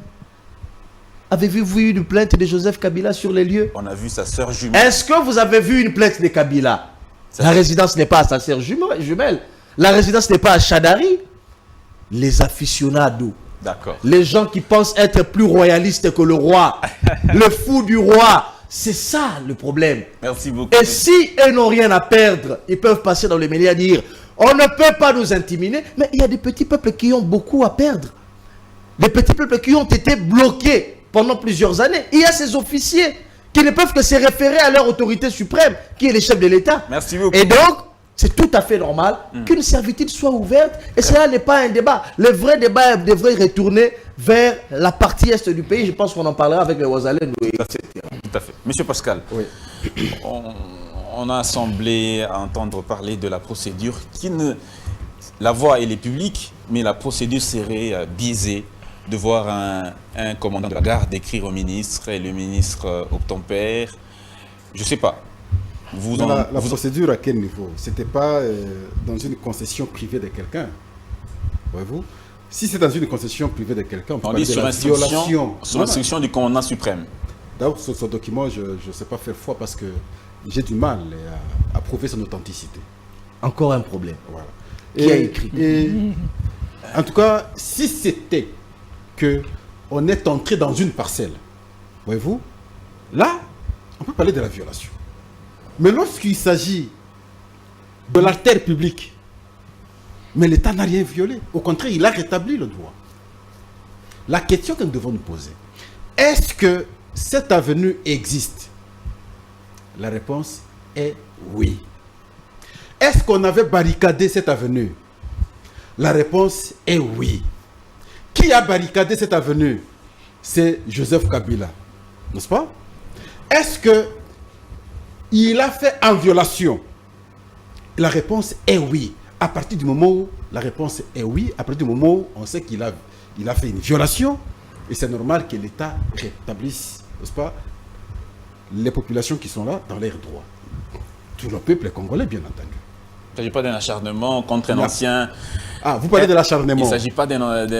J'ai entendu quelqu'un parler de règlement des comptes. J'ai entendu Chadari dire ça, règlement des comptes. Mais on règle les comptes sur les comptes qui ont été perturbés. Moi, je ne peux venir régler que si vous les aviez perturbés. Si les comptes n'ont pas été perturbés en amont, en tout cas, moi, je ne viendrai pas les régler. D'où, lorsque vous avez le pouvoir, il faut mettre tout ça en tête. Les multiples violations que nous avions connues ici, et c'est là où je suis d'accord avec le concept de Beludou lorsqu'il parle de l'imbécilisation collective. Tout le monde parle de tout. Tout ce que nous avions connu comme violation, et nous sommes les premiers à défendre les mêmes violations. Mais c'est une contradiction. Qu'est-ce qu'on n'a pas déploré? Je vais vous rappeler un cas. Après l'élection de 2006, le médecin de Jean-Pierre Bemba a été disparu là. Jusqu'au jour d'aujourd'hui, il n'a jamais été retrouvé. Vous aviez oublié? Son débat, nous l'avons engagé ici. Le débat sur GLM ici. Mais c'est aussitôt, je crois que c'était en 2005 qu'on a engagé ce débat. Ouais. On a barricadé les avenues, on voulait qu'on ouvre ainsi de suite. C'est en 2005 qu'on a engagé le débat. Aujourd'hui, on ouvre, nous sommes les premiers à soutenir celui qui avait barricadé les avenues. Vous oubliez que Jean-Pierre Bemba passe 10 ans à la Cour pénale internationale. Il y rentre dans son pays, on lui a refusé d'arriver chez lui. Vous oubliez ça? Et il est allé passer une nuit à GB. Et tout ce qu'il faisait là, c'était bien. On pouvait applaudir. Mais lorsqu'on rétablit les choses dans l'air, droits et ceux qui les font sont mauvais. Non, on n'a rien violé. On a remis les choses dans l'ordre. Et lorsqu'on remet les choses dans l'ordre, nous devons plutôt être les premiers à applaudir. J'ai vu comment les gens avaient dansé.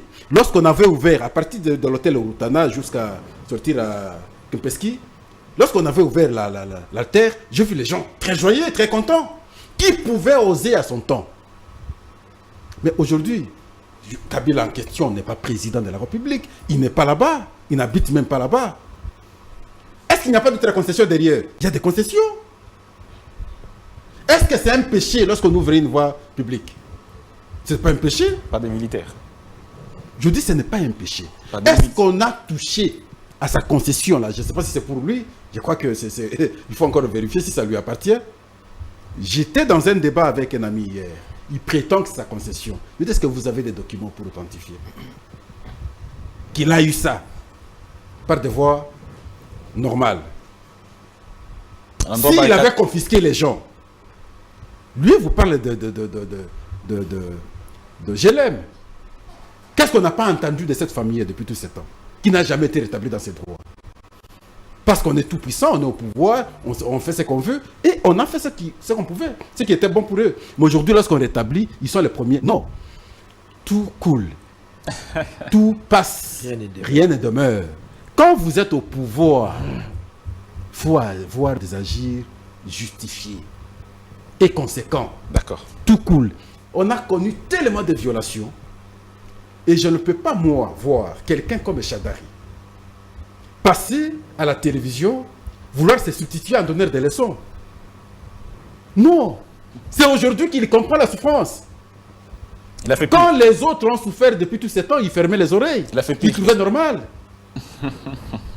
Merci. Et alors qu'ici, oui, on a juste ouvert une altère publique qu'on pouvait acclamer, et lui vient, il nous fait croire comme si on l'a intimidé. Mais je crois qu'il a été intimidé. Moi, j'ai vu qu'il a été intimidé. À chaque fois, il est intimidé et il s'efface facilement.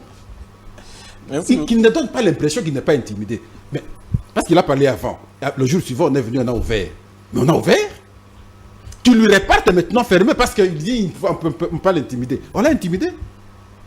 Non. Merci Quand beaucoup. ça a changé, il faut être humble. Accepter que ça a changé. Nous avons fait du mal, très mal aux Congolais. Et on rétablit les Congolais dans leurs droits. Il faut plutôt se réjouir parce que c'est les Congolais qui se réjouissent. C'est tout. Merci beaucoup, Monsieur Pascal. Monsieur Siméon Issako, votre point de vue à ce sujet? Bon, je vais d'abord dire que le sol et le sous-sol sont des propriétés exclusives de l'État. L'État a les droits d'exproprier pour une cause d'utilité publique. Après 18 ans de son règne, Kabila nous a dit qu'il avait la passion pour les Congos. Je me suis posé la question de savoir, ce jour-là où on réouvrait les portails qui bloquaient pratiquement 3 avenues, je me suis posé la question de savoir si c'était ça la passion de la RDC.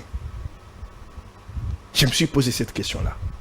Je me suis posé la question de savoir si, effectivement, Kabila était venu au pouvoir pour servir les Congolais ou servir sa famille. Bloquer 3 avenues, pratiquement. L'avenue, les avenues de la vallée, avenue des Nations Unies, avenue de l'Ouganda. Parce qu'il y avait le bureau des Zoé à l'intérieur. Parce qu'il y avait l'une des résidences des Kabyles à l'intérieur. Bon, il ne vivait pas tout le temps là-bas. Je me dis, est-ce que réellement il servait les Congolais ou bien il servait sa famille? C'est la grande question que ceux qui nous suivent doivent se poser. Celui qui a dit qu'il avait la passion pour le Congo. Vous vous imaginez quelqu'un qui tombe malade à 2 h du matin. Il faut l'amener il y a les cliniques, un Ngaliema, juste à côté. Mais parce qu'il y a 3 avenues bloquées, ils ne savent pas directement l'amener à l'hôpital. Ils doivent contourner pour atteindre les cliniques Ngaliema. Et pendant ce temps, si la personne ne sait pas résister, elle peut mourir en route. Alors qu'il y avait possibilité de sauver cette personne Parce que quitter l'avenue des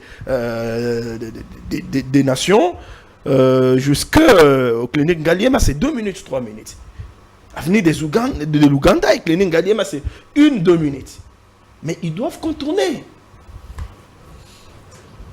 Vous voyez combien de familles Kabila avait bloqué la liberté. Ils ne pouvaient pas circuler librement.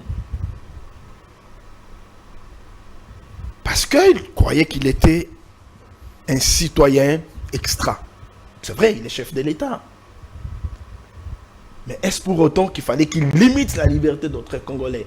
J'ai dit non. Mais aussi, les débats au niveau de cette concession. Est-ce que la concession appartenait à Kabila? Moi, je vais dire non. Spoliation. Est-ce que la concession appartenait à Kabila? Moi, je vais dire non. Parce que selon mes sources, il n'y a aucun document à l'urbanisme et habitat qui dit clairement que la concession appartient à Kabila. Il appartenait à qui, c'est donc? Ce sont les biens de l'État, ce sont les propriétés privées de l'État congolais. Ces propriétés n'appartiennent pas à Kabila. Est-ce qu'il y a un arrêté je peux dire arrêter des désaffectations ou encore, comment on appelle ça, arrêter, il y a d'abord, il faut dire qu'il y a des propriétés privées de l'État et propriétés publiques de l'État. Oui, les propriétés publiques de l'État sont comme les propriétés comme le palais du peuple, le palais des nations, qu'on ne peut pas vendre, qu'on ne peut pas donner à location. Les propriétés privées, on peut donner à location, on peut vendre. C'est comme les résidences où on met les fonctionnaires. Et c'est là que Kabila habitait à GLM. Est-ce qu'il y a un arrêté de désaffectation? Ça serait sous base de quoi? Il y a un arrêté d'attribution. S'il vous plaît. Est-ce qu'il y a un arrêté de désaffectation? Est-ce qu'il y a un arrêté d'attribution? Est-ce qu'il y a une lettre? Vous n'avez pas de réponse à écrite par le président de la République? Parce que lui, c'est lui seul, le chef de l'État, qui a le pouvoir de décider au nom de la nation qu'on donne telle maison de l'État à telle personne. Seul le chef de l'État peut le faire. Est-ce que les gens du PPRD, l'entourage de M. Kabila, peuvent nous brandir? Ce n'est pas une contradiction. Il n'y a pas une contradiction. Quand vous dites que c'est seul le chef de l'État, vous savez que Kabila était chef de l'État. Je l'ai dit en connaissance de cause. C'est pour te faire comprendre que jusqu'à ce stade, il n'y a pas une lettre écrite par lui-même, Joseph Kabila, pour que cette concession lui revienne. Il n'y a pas un arrêté de désaffectation et un arrêté d'attribution pris par le ministre de l'Urbanisme et Habitat pour confier cette concession à Joseph Kabila. Ça n'a jamais existé. Ça veut dire qu'il s'agissait simplement de la violation de la loi. Au-delà du fait qu'il s'était approprié un bien de l'État. Est-ce que vous avez toutes les informations sur ça? On espère vraiment que vous avez toutes les informations. Je vous dis que ces documents n'existaient pas. Au-delà du fait qu'il s'était approprié le bien de l'État, il s'est permis, parce qu'il est chef de l'État, de bloquer 3 avenues. Il s'est permis de gêner la circulation des Congolais. Et je me dis, certains Congolais se réclamant du PPRD, se réclamant des bons citoyens, s'élèvent et disent non, pas question. On ne peut pas réouvrir. On espère qu'on ne va pas installer on ne peut pas réouvrir cette route qui existait déjà avant même que Kabila ne vienne diriger le pays. Je me dis, mais nous sommes là dans quel monde? Je pense que il s'agit de quoi? Nous sommes dans quel monde? Merci beaucoup. Je pense que la régie va nous indiquer les minutes qui nous restent pour qu'on conclue. Le 3e sujet déjà, les Wazalendo. Qui sont-ils, les Wazalendo? Est-ce que le gouvernement va vite en besoin? Comment le gouvernement a géré cette question? Est-ce que le gouvernement gérait bien cette question? Qu'est-ce qu'on en sait exactement de ce groupe? Et que veut-il exactement? Et pourquoi ils ont voulu s'attaquer à la MONUSCO et aux forces de l'EAC? C'est M. Belledou. Je commence encore. J'ai tendance à donner la parole plus à M. Pascal. Bon. Il est vrai qu'il faut commencer par dénoncer les mal d'où qu'il vient. nous dénonçons ce que nous avons vu, les massacres de Wazalendo, parce que lorsqu'un Congolais tombe, cela ne peut réjouir les autres Congolais que nous sommes. Ça ne peut que réjouir les ennemis du peuple, ceux qui en veulent à nos compatriotes ou à notre pays. Nos pensées pieuses en tout cas aux victimes qui sont partis. Il faut situer ces mouvements Wazalendo. Ces mouvements existent, ça ne date pas d'aujourd'hui. C'est une sorte de secte, une sorte de milice qui existe depuis plus de 30 ans aujourd'hui. Autodéfense. Autodéfense. Et à un moment donné d'ailleurs avec la MONUSCO, c'était de l'amour, une collaboration intense à un moment donné avec la MONUSCO. Alors, je ne reviens pas sur ce qui s'est passé, le mobile qui a conduit justement à déplorer tout ce que nous avons vécu là. Mais moi, je veux rester, le temps qu'on établisse les culpabilités gauche à droite, je veux rassembler les pièces du puzzle pour dégager entre les lignes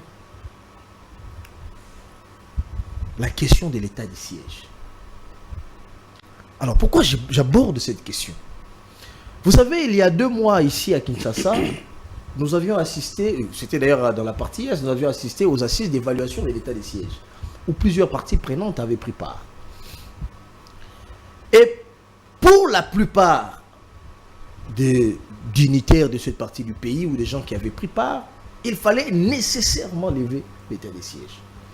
Et on sait que l'état des sièges, c'est vrai que c'est un état provisoire qu'on institue, ce n'est pas éternellement que cela va se passer, mais il a aussi à préciser que les détracteurs de la RDC, depuis l'instauration de l'état des sièges, je fais allusion au Rwanda, ont perdu beaucoup d'avantages, notamment les avantages économiques dans cette partie. Parce qu'on le sait que le Rwanda ne produit pas de l'or pur, ça vient de l'Est du Congo. Mais comment le Rwanda peut être premier producteur de l'or pur dans l'Afrique centrale, en Afrique centrale, avec des matériels qui y va avec. Et donc, tout passe par clandestinité ou passer par clandestinité dans cette partie du pays. L'état des sièges a permis justement à ce que cette économie informelle du Rwanda qui ne faisait que piller dans l'Est du pays pour aller de l'autre côté. C'était ça l'objectif de l'état des sièges. Non, nous avançons. Il y en a plusieurs, notamment sécuritaires, économiques aussi. Parce qu'on pillait les richesses de la RDC. Alors, les gens étant asphyxiés, Mbosso d'ailleurs l'avait dit, lorsqu'il interpellait ses collègues de l'Est du pays, quitter les groupes armés sur la question de l'état des sièges en Ituri au Nord Kivu. Quitter les groupes armés, tireurs des ficelles. Les discours autour des morts de Wazalendo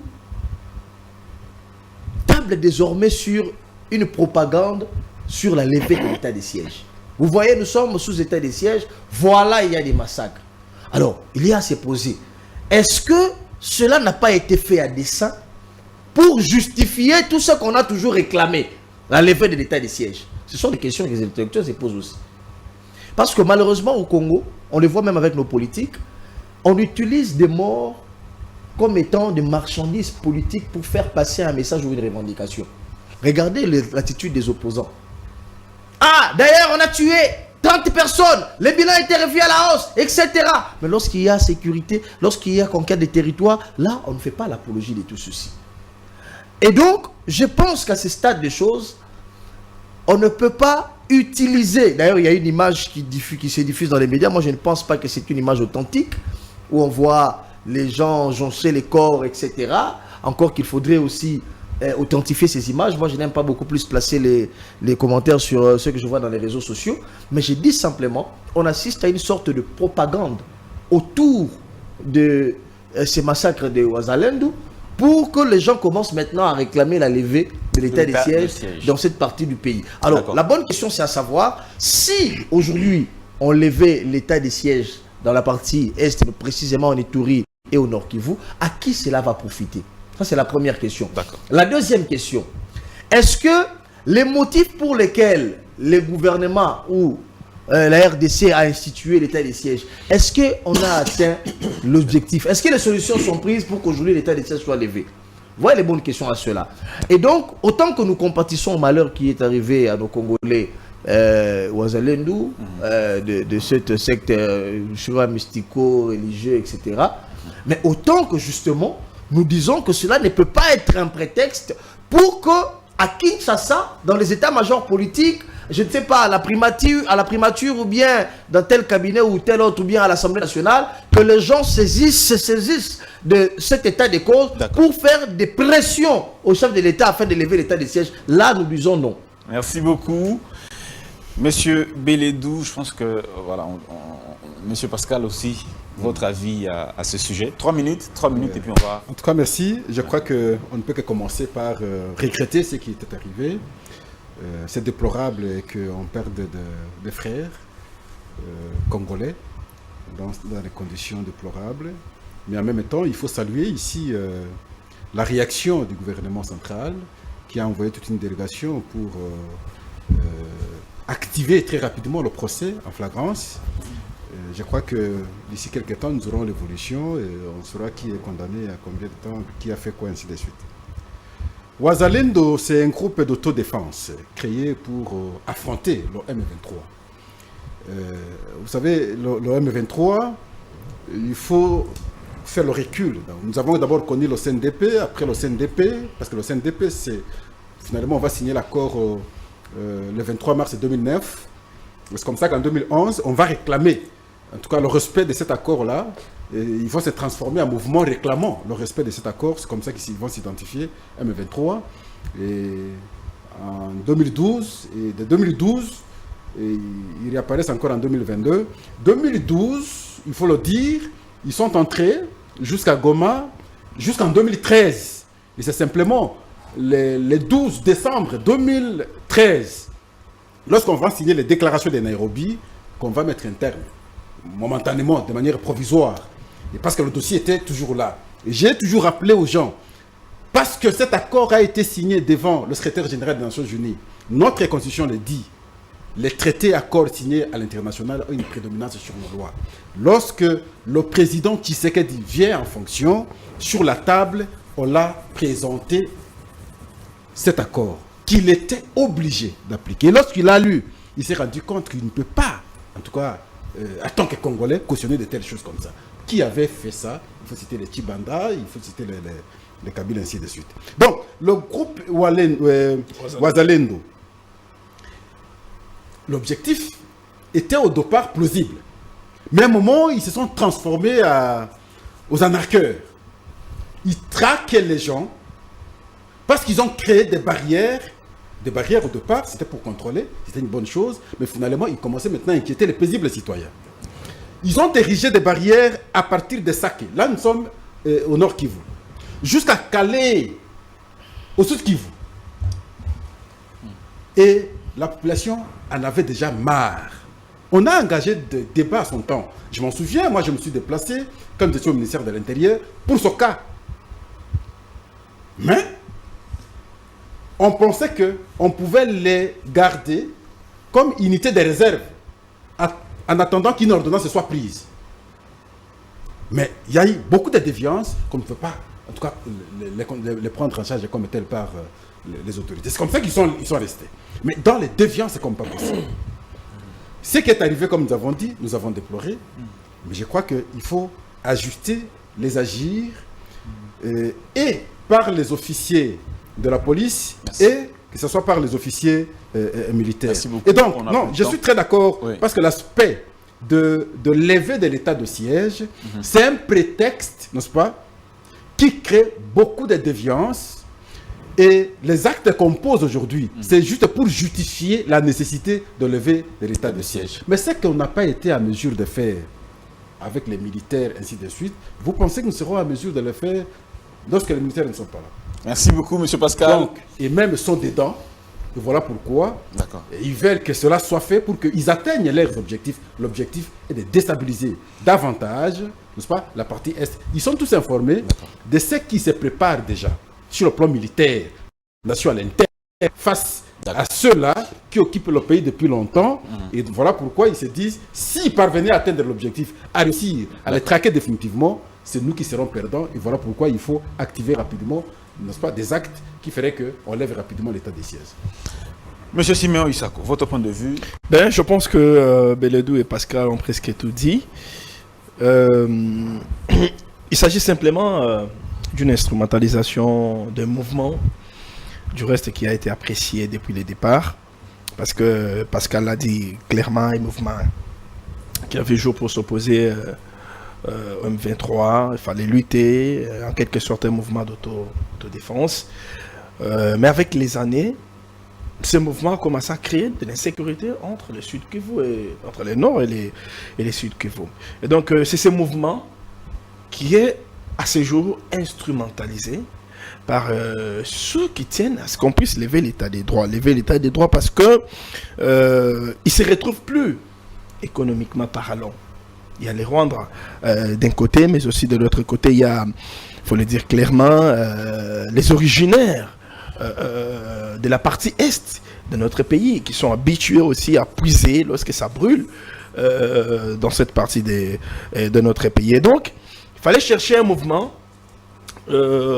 pour semer les troubles au sein de la population, passer par cette affaire de la MONUSCO, de sorte qu'on puisse réclamer le départ de la MONUSCO aussi par ricochet, la levée de l'état de siège. Et comme pour ce faire, on retombe sur les Ouazalendo dont nous sommes en train de parler.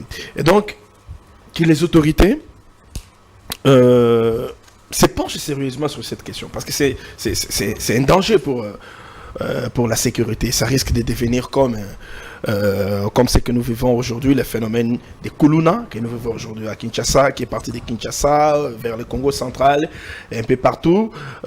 Ça risque comme ça de dégénérer et ça aura des conséquences non calculables. Mais aussi ce que je dénonce dans cette affaire, c'est la communication peu professionnelle du gouvernement congolais. Je vois les ministres de l'Intérieur qui s'est précipité dans sa façon de faire, il faut le dire comme ça clairement, mais aussi les ministres de la Communication. J'estime qu'ils sont allés vite en besogne, ils ont très mal communiqué, ils ont des précisions et ils ont vraiment donné de la matière à leurs détracteurs.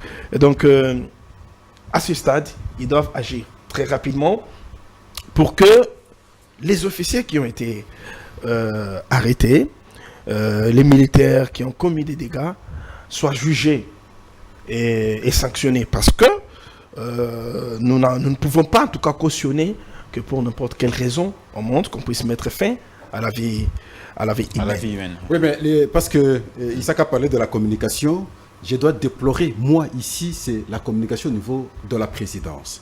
Je suis en train de m'interroger toujours. Ceux qu'on a nommés comme communicateurs, ceci ou cela, la présidence, directeur de quel communication. travail?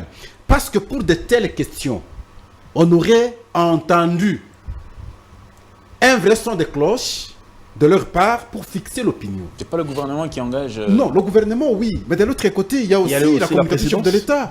Mais je parle devant les gens me suivent. Qui entend le chef parler à travers ses agents? Rien du tout. Et je me pose la question, ces gens ont été nommés là pour faire quel travail? Ils font en toute réalité quel travail? Nous nous posons cette question. Moi, je me la pose chaque jour, mais je n'ai pas de réponse. Je suis totalement déçu. Heureusement que Beledou existe. Heureusement que Pascal existe. Heureusement qu'Isako existe. Heureusement que Joël et Kadé existent. Excusez. Pour communiquer. Heureusement que Bossembe existe. Oui. Heureusement et Yale existe. Diana, heureusement que Diane existe. Heureusement que Jenit existe. C'est pour si communiquer. ces gens n'existaient pas, ce sont ceux qui communiquent pour le chef de l'État. Il faut le dire clairement. Vous n'allez pas citer autre personne, c'est ces gens qui communiquent pour le chef de l'État. Mais en contrepartie, le traitement zéro. Je vous dis le traitement zéro. 0, 0, 0. Mais ceux-là qui sont là, ils sont assis confortablement, inutilement. Ils ne disent rien. Et visiblement, ils ne comprennent rien, surtout de la communication politique. Et Merci déplorable. Merci et je pense que le chef observe, entend ce que la population dit sur les gens qu'il a nommé au niveau de la présidence dans la direction de la communication. Travail zéro, échec absolu, aucune communication, aucune visibilité.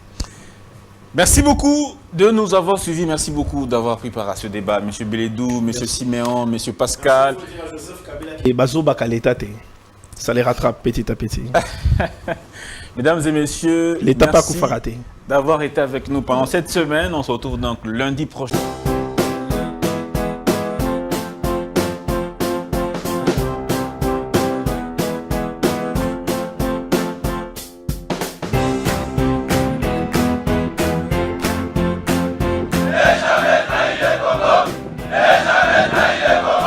La RDC est une et indivisible. Et la population répondante, c'est qu'il faut tout arrêter pour faire face à cette situation.